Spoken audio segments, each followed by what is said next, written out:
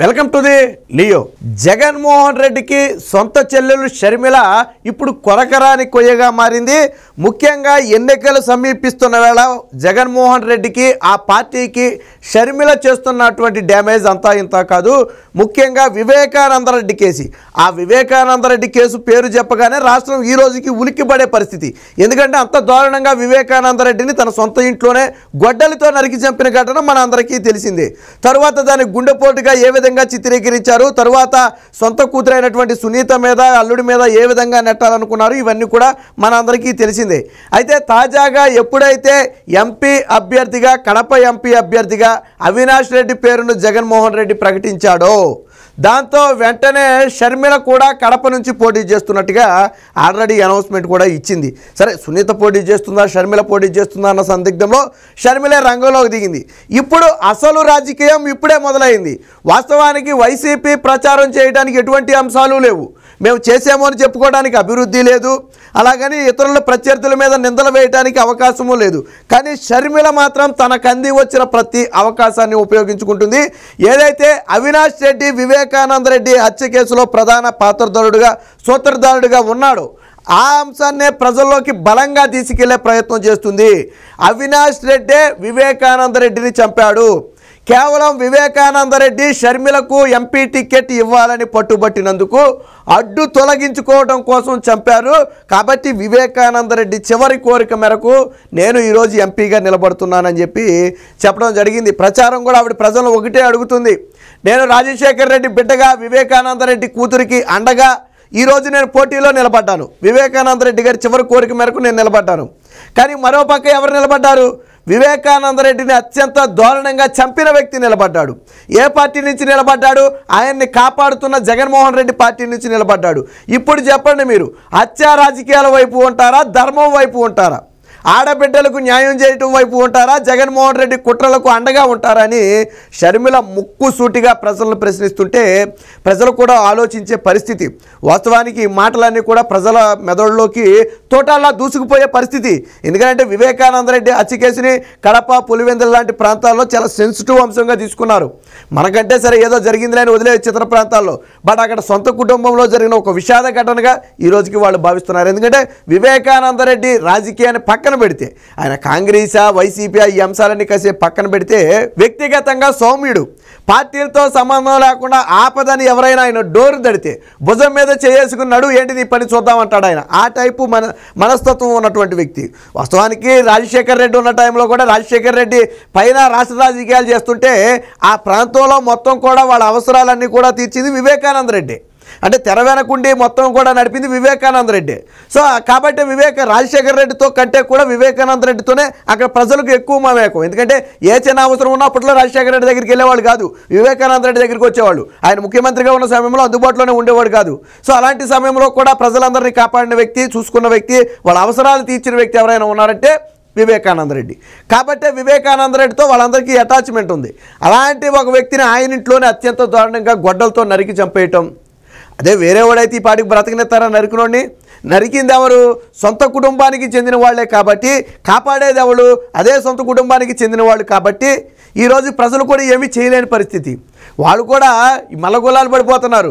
Jaganmohan Reddy CM అయి ఉండి ఒక బాబాయిని చంపిన హంతకుడిని కాపాడుతూ అదే హంతకుడికి మళ్ళీ కడప టికెట్ ఇస్తున్నాడు అంటే ఏం చెప్పాలనుకుంటున్నాడు మా అందరికీ అని చెప్పి వాళ్ళే ఆశ్చర్యపోయే పరిస్థితి. జగన్మోహన్ రెడ్డి చేసిన అతిపెద్ద తప్పు ఏంటంటే కడప ఎంపీగా అవినాష్ రెడ్డిని పంపడం.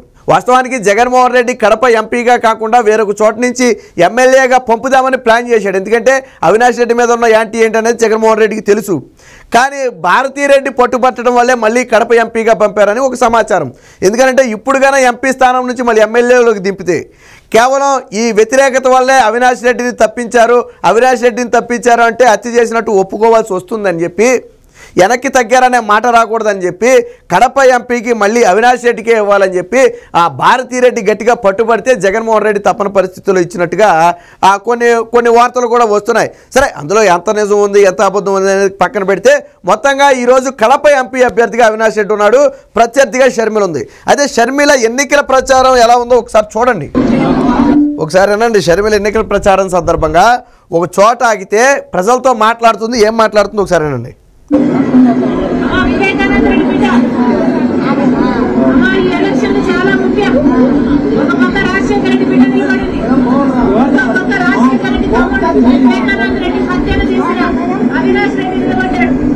విన్నారు కదా, ఈ ఎన్నికలు చాలా ముఖ్యం.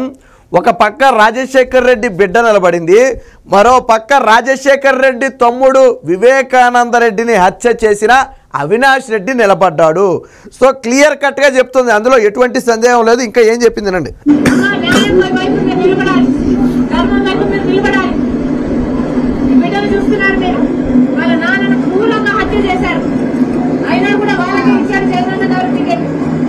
విన్నారు కదా, మీరు న్యాయం వైపు నిలబడింది, ధర్మం వైపు నిలబడింది. చూశారు కదా సునీతను, పాపం వీళ్ళ తండ్రిని అంటే వివేకానంద రెడ్డిని అత్యంత దారుణంగా హత్య చేస్తే ఆ వ్యక్తికే జగనన్న టికెట్ ఇచ్చాడు.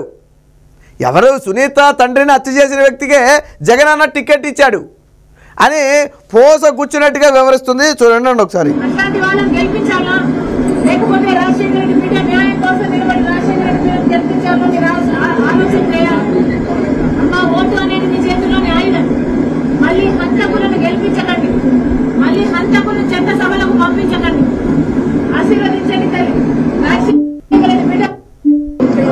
విన్నారు కదా, మళ్ళీ హంతకులను గెలిపించకండి, హంతకులను చట్టసభలకు పంపకండి అని చాలా స్పష్టంగా చెప్పింది.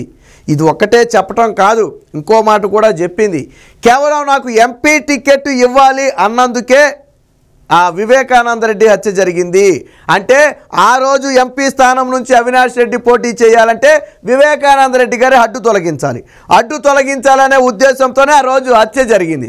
సో హత్య చేశాడు అని తెలిసి కూడా జగన్మోహన్ రెడ్డి ఆ వ్యక్తినే కాపాడుకుంటూ వస్తున్నాడు. ఆ వ్యక్తికే ఈ పొద్దు మళ్ళీ టికెట్ ఇచ్చాడు. అంటే హంతకులను కాపాడుతున్న జగన్మోహన్ రెడ్డి కూడా ఒక హంతకుడితోనే సమానం. వారికి ఆశ్రయం ఇస్తున్న జగన్మోహన్ రెడ్డి కూడా వాళ్ళతోనే సమానం. కాబట్టి మీరు వైసీపీ పార్టీకి ఓటు వేస్తే హంతకులకు ఓటు వేసినట్టే, నరరూప రాక్షసులకు ఓటు వేసినట్టే. ఇలాంటి హంతకులను, రాక్షసులను, కూనీదారులను మన చట్టసభలకు పంపకూడదు. ఓటు అనేది మీ చేతిలో ఆయుధం. ఈరోజు మీరు ఓటు ఎవరికి వేస్తున్నారో ఆలోచించి వేయకపోతే చట్టసభల్లో హంతకులు కూర్చుంటారు. ఇది ప్రజాస్వామ్యానికి కూడా మంచిది కాదని చెప్పి షర్మిల అయితే నిన్న సభలో చెప్పడం జరిగింది. ముక్కుసూటిగానే నిలదీయడం జరిగింది జగన్మోహన్ రెడ్డిని కూడా. ఎందుకు అవినాష్ రెడ్డిని కాపాడుతున్నావు? ఎందుకు వివేకానంద రెడ్డిని చంపాడు అని తెలిసి కూడా ఈరోజు టికెట్ ఇచ్చావు? అంటే హత్య చేసిన హంతకులకే ఈరోజు టికెట్ ఇచ్చావు అంటే నీ పార్టీలో ఉన్న వాళ్ళందరూ కూడా హత్యలు చేసిన వాళ్ళే. ఈ రకంగా ఆ షర్మిల అయితే విమర్శలు చేయడం జరిగింది. ఇవన్నీ కూడా కడప, పులివెందుల లాంటి ప్రాంతాల్లో చాలా బలంగా దూసుకుపోయే ఇది. ఇప్పుడు ఒక మాట వివేకానంద రెడ్డిని చంపారు అని ప్రతిపక్షాలు చెప్పడం ఒకెత్తు, సొంత కుటుంబ సభ్యులు చెప్పడం ఒకెత్తు. ప్రతిపక్షాలు చెప్పింది సరే, వీళ్ళు రాజకీయ ఆరోపణలు ఏదో చేస్తున్నారులే అని కొట్టిపడేస్తారు చాలామంది. కానీ సొంత కుటుంబంలో షర్మిల కానీ, సునీత కానీ, లేదా విజయమ్మ కానీ, వీళ్ళు కానీ చెప్పినట్టయితే ఖచ్చితంగా అది ప్రజల్లోకి బలంగా పోతుంది. రాష్ట్రం మొత్తం సంగతి పక్కన పెడితే పులివెందుల, కడప లాంటి ప్రాంతాల్లో చాలా బలంగా గుచ్చుకుంటుంది. కాబట్టే ఆల్రెడీ ఇప్పటికే సునీత కానివ్వండి, షర్మిల కానివ్వండి, ఆ సునీత తల్లి సౌభాగ్యమ్మ కానివ్వండి, వీళ్ళంతా కూడా ఈ పార్టీకి ఓటు వేయొద్దు, ఈ పార్టీ పునాదులే రక్తంతో తడిచి ఉన్నాయి. ఎవరి రక్తంతో కూడా సునీత చెప్పింది కదా గతంలో. వివేకానంద రెడ్డి రక్తంతోనూ, కోడికత్తి సీను రక్తంతోనూ, ఇలాంటి అనేక మంది రక్తాలతో తడిసి ఉంది వైసీపీ పార్టీ పునాది. మరి అలాంటి పార్టీకి ఓటు వేయటం అంటే ఖచ్చితంగా అది ప్రజాస్వామ్యానికి చేటు చేయటమే. జగన్మోహన్ రెడ్డి లాంటి హంతకులను కాపాడే వారిని ఆ గద్దెను దించకపోతే ఇలాంటి హంతకులకు ఎప్పటికీ శిక్ష పడదు. కాబట్టి ఈసారికి మాత్రం ఓటు ఆలోచించి వేయండి. రాజశేఖర్ రెడ్డి బిడ్డగా నన్ను ఆశీర్వదించండి. నేను రాజశేఖర్ రెడ్డి ఆశయాల కోసం వచ్చిన వ్యక్తిని. జగన్మోహన్ రెడ్డి రాజశేఖర్ రెడ్డి ఆశయాల కోసం రాలేదు, పదవీ కాంక్షతో వచ్చాడు. ముఖ్యమంత్రి పదవి అనే ఒక కాంక్షతో ఈరోజు పార్టీ పెట్టడం. నేనేమి పదవీ కాంక్షతో రాలా. కాబట్టి నన్ను ఆశీర్వదించాలని చెప్పి, అందులోనూ అసలు రాజశేఖర్ రెడ్డి పార్టీ అంటే కాంగ్రెస్ పార్టీ, వైసీపీ పార్టీ కాదు కదా. ఇప్పుడు జగన్మోహన్ రెడ్డి తన తండ్రి బొమ్మ సరే స్వార్థానికి వేసుకుంటున్నాడులే కానీ వాస్తవానికి రాజశేఖర్ రెడ్డి అంటే కాంగ్రెస్ పార్టీ. రాజశేఖర్ రెడ్డికి జీవితాన్ని ఇచ్చిందే కాంగ్రెస్ పార్టీ, జగన్మోహన్ రెడ్డికి జీవితాన్ని ఇచ్చిందే కాంగ్రెస్ పార్టీ. సో అలాంటి కాంగ్రెస్ పార్టీలో ఈరోజు షర్మిల ఉంది.